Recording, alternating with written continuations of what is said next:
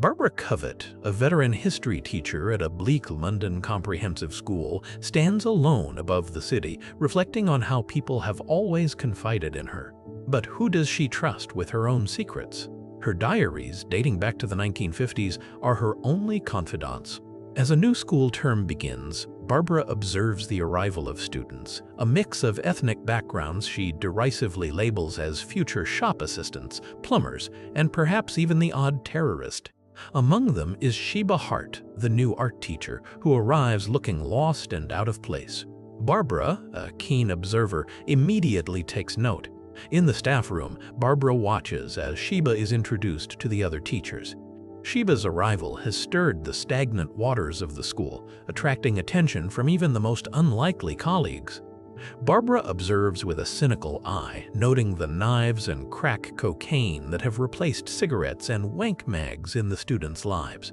Later, Barbara witnesses Sheba struggling to control her class.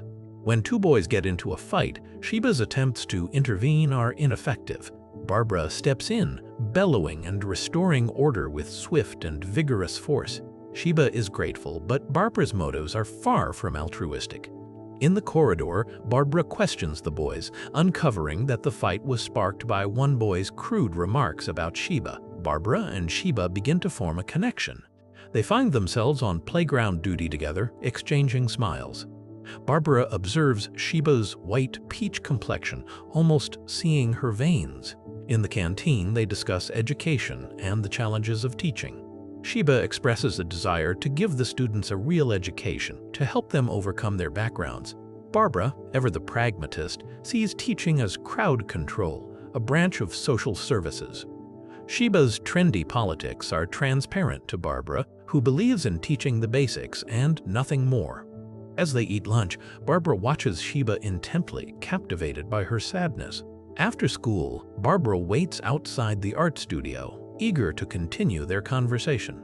Sheba emerges, surprised to see her. Barbara invites her for coffee, initiating a deeper connection. At a local cafe, Sue, another teacher, joins them and announces her pregnancy. Sheba is thrilled, but Barbara responds with flat indifference. Sue mentions she is going on maternity leave, and they talk about Sheba coming for lunch at her place. Barbara visits Sheba's house for lunch on Sunday. She meets Sheba's husband, Richard, and their children, Polly, a cynical teenager, and Ben, a 12-year-old with Down's syndrome. Barbara observes the unconventional family dynamic, a blend of bourgeois and bohemian. After lunch, Sheba and Ben dance to loud music, a mortifying family tradition that embarrasses Polly and Barbara. Polly offers Barbara a cigarette, and they share a moment of understanding. In the garden, Sheba confides in Barbara about the challenges of raising Ben and the difficulties she faces as a teacher. They retreat to the summer house, Sheba's refuge, filled with pottery works and curiosities. Sheba shares her past, a photograph of her as a teenager with a gang of friends, exotically dressed in post-punk splendor. Barbara is captivated by Sheba's vibrancy and vulnerability. As they talk, Barbara realizes she is in Sheba's lair, feeling privileged to be there. Sheba laments the distance between life as she dreams it and life as it is, a sentiment Barbara deeply understands. Barbara writes in her diary that night, marking the day with a gold star, recognizing a spiritual connection with Sheba. As the school term continues, Barbara and Sheba's friendship deepens. Barbara observes Sheba's interactions with Stephen Connolly, a troubled student who shows artistic talent. Sheba takes a special interest in Stephen, offering him extra lessons and encouragement. Barbara, ever watchful, sees the potential for trouble. At the school Christmas Carol concert, Barbara notices Sheba is absent. She finds Sheba in the art studio with Stephen, her shirt undone, engaged in a compromising act. Barbara is shocked and betrayed. The next day, Barbara confronts Sheba, revealing that she knows about her affair with Stephen. Sheba is horrified, realizing she could go to jail. Barbara offers to help, but only if Sheba ends the affair immediately. Sheba agrees, promising to break things off. Barbara extracts a solemn promise that Sheba will end the affair. Barbara continues to manipulate Sheba, isolating her from her family and friends. She inserts herself into Sheba's life, offering support and guidance while subtly controlling her every move.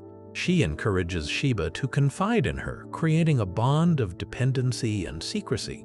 Barbara visits Sheba's house on Christmas Day, further solidifying her presence in Sheba's life. She discovers that Sheba's family life is far from perfect, with a strained relationship with her husband and a troubled daughter.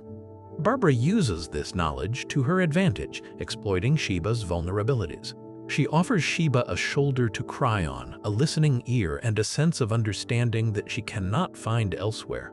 Sheba breaks it off with Stephen, leaving him heartbroken and desperate.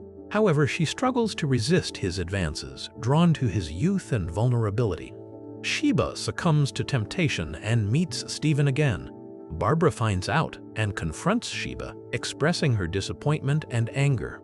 She manipulates Sheba into ending the affair once and for all, and they spend the night together. Sheba is now a prisoner in her own home, both physically and emotionally.